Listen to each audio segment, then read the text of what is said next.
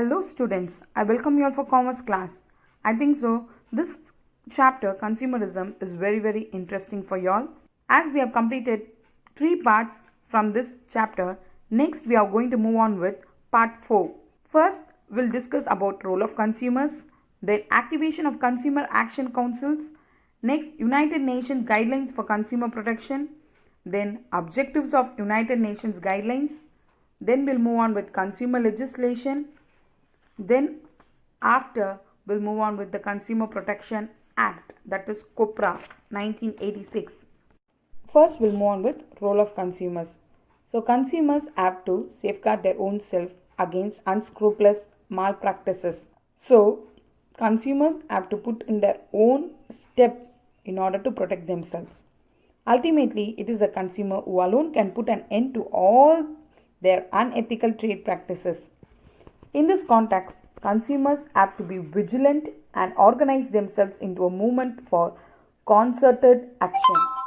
Sometimes business enterprises may break their codes and government also can do only little to protect the consumers. So we the consumers have to protect ourselves. Next we'll move on with activation of consumer action councils.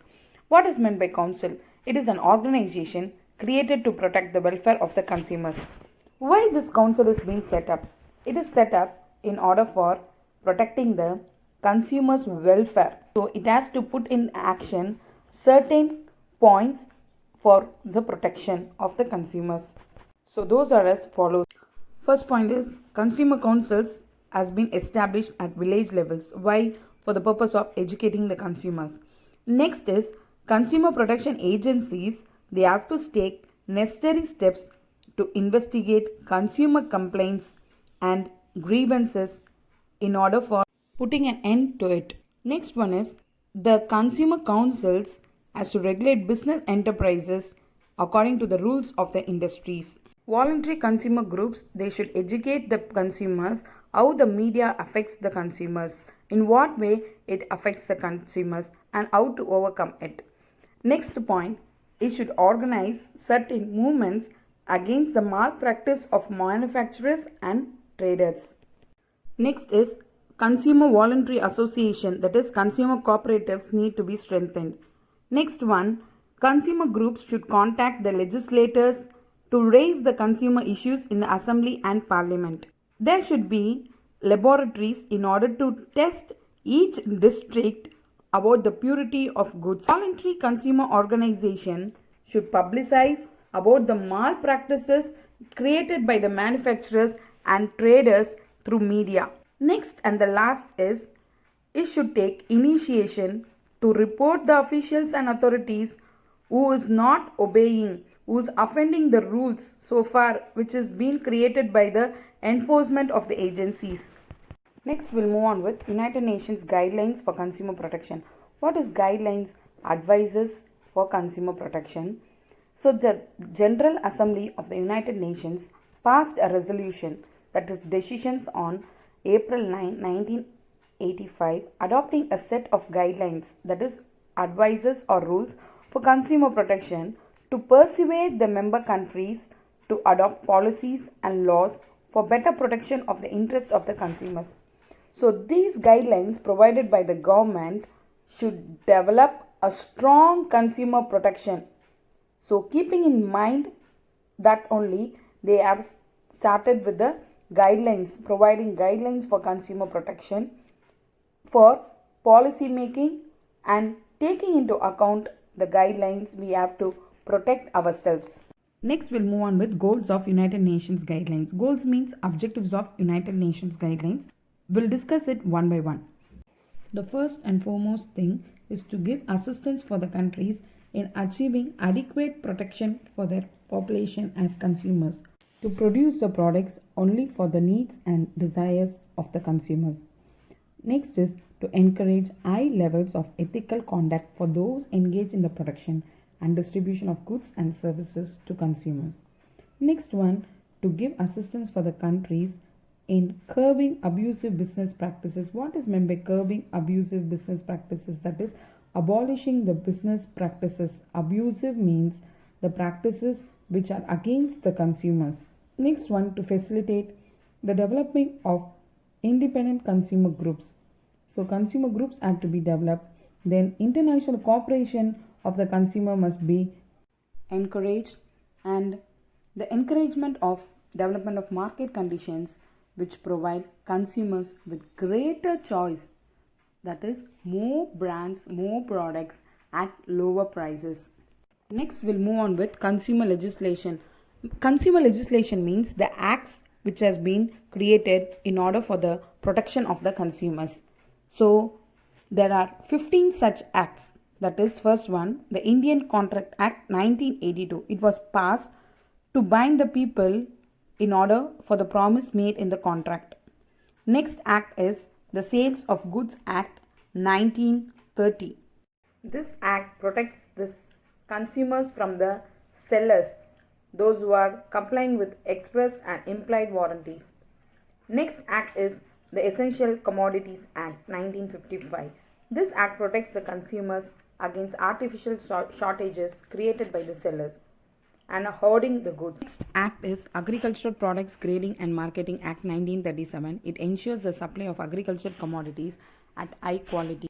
The Prevention of Food Adulteration Act 1954 checks the adulteration of food articles and ensures purity of goods supplied and thus protects the health of the consumers.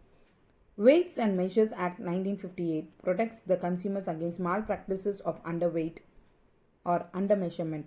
This act has been replaced as a Legal Metrology Act 2009. Next act is Trademark Act 1999, prevents the use of fraudulent trademarks or patent rights on the product. Next act is the Competition Act 2002, protects the consumers against unhealthy competition. Next act is the Indian Standard Institutions Certification Marks Act 1952, as certified products alone will be provided to the consumers. That is, ISI products and ISO products with the best standard products has to be supplied to the consumers. The Drugs and Magic Remedies Advertisement Act 1954 prohibits advertisement of drugs and remedies claiming to have magical properties. Next act is Drugs and Cosmetics Act 1940, ensures the safety of drugs and cosmetics sold in India. Drugs means medicines. Next act is the Food Safety Standard Act 2006.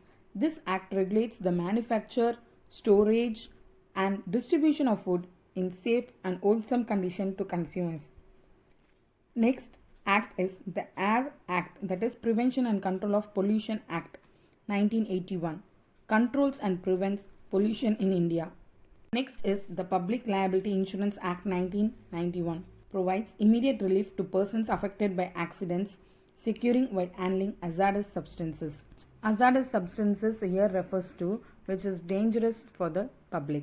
Next is the Narcotic Drugs and Psychotropic Substances Act 1985. This act prevents the production of narcotic drugs except for educational use. Narcotic here refers to medicines used to treat severe pain like painkiller tablets. Next, we'll move on with Consumer Protection Act 1986.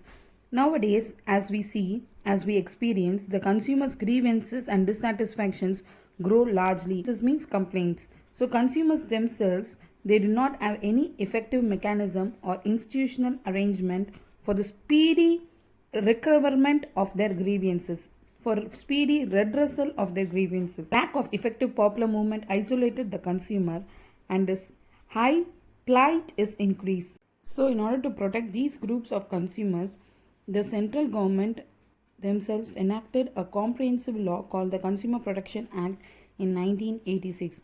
This act came into force with effect from 15/4/1987. This act was further amended in 1993. The act is referred in short as COPRA.